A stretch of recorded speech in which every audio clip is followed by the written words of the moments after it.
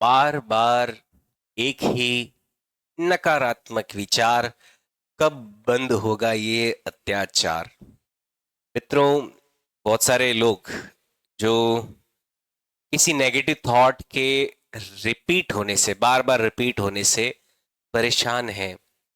उन्होंने बहुत सारे प्रयास किए, बहुत सारे विधियों का उपयोग किया, फिर भी आराम नहीं मिल पा रहा है। तो ये वीडियो आपके लिए बहुत ज्यादा इंफॉर्मेटिव हो सकता है, इसको आखिरी तक जरूर देखें। मित्रों, कभी कभी ऐसा होता है कि एक विचार कोई नेगेटिव होता है, नेगेटिव इन द सेंस जो हमने लेबलाइज कर रखा है कि गलत है, ऐसा करना गलत है या ऐसा होना गलत है। मान लीजिए हम सड़क पे गाड़ी चला रहे हैं और हमारे अंदर विचार आ जाए कि अभी एक्सीडेंट हुआ, अभी एक्सीडेंट हो जाएगा, अभी एक्सीडेंट हो जाएगा। उस समय ये जो एक्सीडेंट होने वाला जो नेगेटिव थॉट है, जो डर है, उसके उस नेगेटिव थॉट से जो डर पैदा होता है, वो डर हमें बड़ा असहज बना देता है। और कभी कभी कुछ लोगों में ये डर इतना ज्यादा हावी हो जाता है कि हाथ पैर फूलने लगते हैं, चेस्ट पे भारीपन आने लगता है, हार्ट बीट तेज हो जाती है, हृदय की धड़कन बढ़ जाती है, काफी तेज हो जाती है, और पूरा शरीर अनियंत्रित होने लगता है। और ऐसी स्थिति में ये एक ये जो हमारे दिमाग का एक प्रक्रिया है, प्रक्रम है, हमें अत्याचार यानी कि हमें एक टॉर्चर की तरह फील होने लगता है। और हम प्रयास भी करते हैं कि रुके, बंद हो, इसमें आराम मिले, पर हमारे सारे प्रयास व्यर्थ जाते रहते हैं। ऐसी स्थिति में हमें क्या करना चाहिए? मित्रों, इसको स्टेप वाइज स्टेप ध्यान से समझना। सबसे पहली बात, नकारात्मक विचार, इस पे हम बात करते हैं। विचार क्या है? पहली बात तो नकारात्मक है या सकारात्मक, उसको तो बाद में समझेंगे। पहले तो ये सोचिए कि विचार है क्या। विचार है हमारे मस्तिष्क का एक प्रक्रिया। हमारा जो दिमाग है, हमारा जो मस्तिष्क है, हमारा जो दिमाग है, बुद्धि है जिसको हम बोलते हैं, इस दिमाग में होने वाली एक प्रक्रिया है। हमारा दिमाग हमारे शरीर का एक बहुत ही इंपॉर्टेंट ऑर्गन है। हमारे शरीर में हमारा हृदय है, हृदय का काम धड़कना है। हमारे लंग्स है, लंग्स का काम हमारी सांस को अंदर लेना, बाहर ले जाना। हमारे स्टमच का काम है मेटाबॉलिज्म, रिएक्शन को करना, जिससे हमें हमारे शरीर को चलाने के लिए ऊर्जा मिलती है। शरीर के हर ऑर्गन का अपना एक काम है। वैसे ही हमारे दिमाग का एक काम है विचार उत्पन्न करना। दिमाग का काम क्या है? विचार उत्पन्न करना। जब मैं ये वीडियो बना रहा हूं, तो इस वीडियो के प्रति मेरे अंदर दिमाग में विचार चल रहे हैं, उन विचारों को मैं एक्सप्रेस कर रहा हूं। आप इसे देख रहे हैं, देखते समय आपके अंदर कुछ टून टून टून टून साउंड चल रहा है, वो क्या है? विचार है।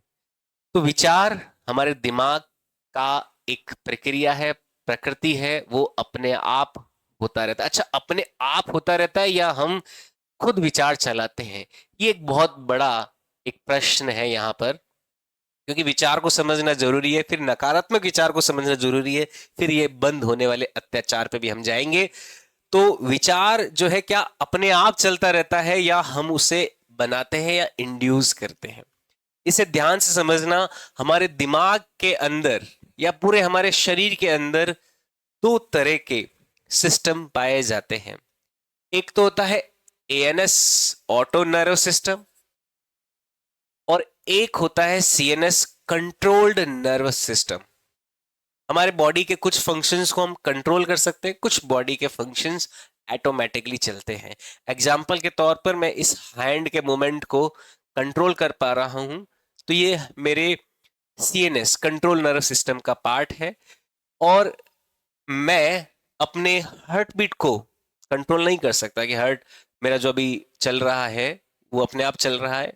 मुझे उसके बारे में सोचने की भी जरूरत नहीं है कि उसको मैं चलाऊं, जैसे मुझे हाथों के मूवमेंट को चलाते समय सोचने की जरूरत पड़ती है। तो वो किसका पार्ट है? एएनएस का, ऑटो नर्व सिस्टम का। अब दिमाग के भीतर एएनएस और सीएनएस की बात अगर आए तो कैसे होता है? देखिए, दिमाग जो है, बहुत सारे लोग इस बात से एग्री नहीं करेंगे। दिमाग जो है जैसे अभी मैं सोच रहा हूं तो मैं प्रयास करके सीएनएस का पार्ट बना सकता हूं, लेकिन मैं ये मानता हूं दिमाग 100% एएनएस का भाग होता है। जितनी भी किताबें हैं वो ऐसा बोलेगी कि ये नहीं, ये सीएनएस भी है इसमें और एएनएस ही, डिबेट चलती रहती है। लेकिन मैं ये आपको दावे के साथ कह सकता हूं कि ब्रेन 100% एएनएस है, ऑटो नर्व सिस्टम का पार्ट है, यानी कि इसके अंदर जो भी विचार चल रहे हैं ऑटोमेटिकली चल रहे हैं। अब आप कहेंगे कि सर आप ये जो वीडियो बना रहे हो तो आपके अंदर जो विचार चल रहे हैं ऑटोमेटिकली चल रहे हैं, या आपने कोई इंटेंशन क्रिएट किया कि नहीं मुझे इस टॉपिक पे वीडियो बनाना है, उस इंटेंशन के बाद में मैंने एक्ट किया और एक्ट करते समय ये जो विचार आ रहे हैं इस वीडियो को बनाने के, तो ये सारा जो है प्रक्रिया एक प्रायोजित लगता है कि नहीं सर आप प्लान करने वाले थे, आपके अंदर इंटेंशन था, आपने उस इंटेंशन को एग्जीक्यूट किया, ये तो आपका प्लानिंग है, यानी कि आप इस चीज को कंट्रोल कर रहे हो। पर मित्रों ध्यान से समझना, मैं अगर इस किरदार में नहीं होता जीवन के, लोकेश योगी एक YouTube चैनल नहीं चला रहा होता लोकेश योगी नाम से, जिसमें आध्यात्मिकता, दिमाग और इन सब से जुड़ी हुई जानकारी की वीडियोस बनाना की शुरुआत शुरुआत क्यों की? शुरुआत की, चलो आज इस फेज में हूं, उस साइकिल ऑफ थॉट में हूं मैं, वो थॉट अपने आप मेरे दिमाग में है, क्या मैं इस जीवन में आते ही उन विचारों को लेके आया? क्या लोकेश योगी यूट्यूब चैनल मेरा मैं जन्म के साथ इस दुनिया में लेके आया? नहीं, मैं इस दुनिया में आया, इस दुनिया ने मुझे विचार दिए, वो विचार अपने आप चलते गए चलते गए चलते गए, और मैं इस दुनिया में आया अपने आप। मेरा इस दुनिया में आने का जो प्रक्रिया था वो मेरे कंट्रोल में नहीं था, वो ऑटोमेटिक एक प्रोसेसिंग का पार्ट था। मैं आया, मेरा आना, मेरा बड़ा होना, मेरे आसपास की परिस्थितियां, मैं किस स्कूल में पढ़ा, मुझे किन किन महात्माओं से संपर्क हुआ, मुझे किस गुरु ने कैसा ज्ञान दिया, मैंने किस ध्यान के मार्ग को अपनाया, ये सब चीजें पूर्ण रूप से निर्धारित थी और इस ब्रह्मांड के नियमों के द्वारा ऑटोमेटिकली नियंत्रित हो रही थी, कंट्रोल हो रही थी। आप अपने दिमाग की संरचना को इस स्कल्प के भीतर मानने के साथ साथ ऐसा भी माने कि आपका फैलाव पूरे यूनिवर्स में, क्योंकि पूरा यूनिवर्स आपके अस्तित्व को नियंत्रित कर रहा है। आपको खाना कैसे मिलेगा, आपको हवा कैसे मिलेगी, आपको पानी कैसे मिलेगा, सब कुछ ये ब्रह्मांड नियंत्रित कर रहा है। सब कुछ इस ब्रह्मांड के द्वारा सृजित किया जा रहा है आपके अस्तित्व को बनाए रखने के लिए, उसको आगे बढ़ाने के लिए। तो ये सब आप नियंत्रित थोड़ी ना कर रहे हो। आज सवेरे हवा कैसे मिलेगी, क्या आप नियंत्रित कर रहे हो? नहीं, ऑटोमेटिकली नियंत्रित हो रही है, एएनएस का पार्ट है। क्या कल आपके जीवन में क्या होगा, क्या आप नियंत्रित कर रहे हो? नहीं, तो वो किसका पार्ट है? ऑटोमेटिक एक सिस्टम का पार्ट है, ऑटो पायलट सिस्टम का पार्ट है। कल के दिन की जो परिस्थितियां हैं उसमें से आप बहुत सारी परिस्थितियां अपने साथ नियंत्रित नहीं कर रहे हैं, अपने आप होने वाली है। तो आपके बेहतर उन परिस्थितियों में जाने के बाद जो विचार उत्पन्न होंगे वो भी अपने आप ही होंगे। ये बात ध्यान रखिएगा। बस इतना सा समझ गए तो ये जो घबराहट, बेचैनी, अत्याचार, ये आसानी से समझ जाएंगे। अब आते हैं इस विचार के कॉम्प्लेक्सिटी को। आपने समझा कि ये विचार हमारे परिस्थितियों वश ऑटोमेटिकली इंड्यूस होते रहते हैं, एएनएस का पार्ट है, और ये किसी भी तरह से उत्पत्तित हो सकते हैं क्योंकि दिमाग का काम है सोचना। ये नकारात्मक और सकारात्मक दोनों हो सकते हैं, क्योंकि हम जब भी इस दुनिया में पैदा हुए थे हमें नहीं पता था कि कौन सा विचार नकारात्मक है, कौन सा विचार सकारात्मक है। हमें ट्रेन किया गया, हमें ट्रेनिंग मिली हमारे पेरेंट्स के द्वारा, हमारे रिलेटिव्स के द्वारा। हम जब भी कुछ सामाजिक रूप से गलत एक्ट करते थे, प्रक्रिया करते थे, हमें डांट लगती थी, फटकार लगती थी, जूते चप्पल की पिटाई हो जाती थी, तो उससे हमारे भीतर एक बिलीफ बनना शुरू हुआ, हमारे भीतर एक समझ विकसित होना शुरू हुई कि अच्छा ये गलत है, ये सही है, ये नकारात्मक है, ये सकारात्मक है, ये नेगेटिव है, ये पॉजिटिव है। अब वो जो समझ है वो भी हमें सोसाइटी ने दी। हमारा बायोलॉजिकल सिस्टम नहीं जानता, हमारी जो बायोलॉजी है, हमारा जो शरीर की संरचना है वो नहीं जानता कि क्या नेगेटिव है क्या पॉजिटिव है। We learn negative and positive things from the society itself. हमने समाज से सीखा। किसी समाज में हो सकता है कि तन को पूरी तरह से ढका हुआ रखना अच्छी बात होती है, थोड़े से भी छोटे कपड़े पहनोगे तो समाज में बहुत ज्यादा नेगेटिविटी आ जाती है, नेगेटिव विचार आ जाएंगे। लेकिन कुछ सोसाइटी है जहां पे छोटे कपड़े पहनना बड़ी आम बात हो जाती है। तो सोसाइटी डिसाइड करती है कि क्या नेगेटिव है क्या पॉजिटिव है। हमारा जो सामाजिक संरचना है, हमारा आसपास की जो परिस्थितियों की संरचना है वो डिसाइड करती है कि what is negative and what is positive. अब हमारे परिस्थितियां निर्धारित कर रही है कि क्या नकारात्मक है क्या सकारात्मक। तो अब आप समझ चुके होंगे कि नकारात्मक और सकारात्मक होना परिस्थितियों का काम है। ये भी कोई एब्सोल्यूट कोई लॉ नहीं है, नियम नहीं है इस ब्रह्मांड का जिससे हम कह सके कि वो नकारात्मक है वो सकारात्मक है। अब फिर भी ऐसे नकारात्मक जब विचार आते हैं तो फिर हार्ट बीट क्यों तेज हो जाती है, फिर घबराहट क्यों हो जाती है, बेचैनी क्यों हो जाती है, टॉर्चर जैसा फील क्यों होता है? क्योंकि क्योंकि हमारा अपने प्रति एक ऐसा विचारिक आइडेंटिटी है हमारी खुद के प्रति कि हम ऐसे हैं, और हम हमेशा कोशिश करते हैं कि हम परफेक्ट हों, हम एकदम क्रिस्टल शार्प परफेक्ट हो, एकदम जो 100% खरा सोना होता है ना, एकदम 24 कैरेट, जो एकदम गोल्ड होता है या फिर हीरा होता है, क्रिस्टल क्लियर हीरा, वैसा हम अपने मन को बनाने की कोशिश करते हैं। इंसानों का एक इच्छा है कि वो सामाजिक रूप से सबसे ज्यादा परफेक्ट होने का प्रयास करते हैं। उस परफेक्ट होने के प्रयास की जंग में, एफर्ट में, जब भी कभी कोई नेगेटिव थॉट आ जाता है, देखो ध्यान से समझना, हमारी इच्छा क्या है? परफेक्ट बनने की है, सबसे बेस्ट बनने की है। हमारे अंदर कोई कमी नहीं होनी चाहिए। हम, क्योंकि हम हर किसी का ऐसा इच्छा होता है कि वो परमात्मा के जैसा चमके, परमात्मा की जैसे साइन करे, ग्लो करे उसका चेहरा, उसको सब बहुत अच्छा प्रेज के, जो उसकी तारीफ करे, उसको माने कि नहीं यार इस व्यक्ति में दम है, या फिर ये व्यक्ति बहुत अच्छा है। तो हम सभी इन इच्छाओं के पुलिंदों से बंधे हुए हैं, और ऐसे में हम उस इच्छा को प्राप्त करने के लिए अपने भीतर परफेक्ट होने का प्रयास करते हैं। ये एक प्राकृतिक प्रक्रिया नहीं है, ये एक सामाजिक प्रक्रिया है।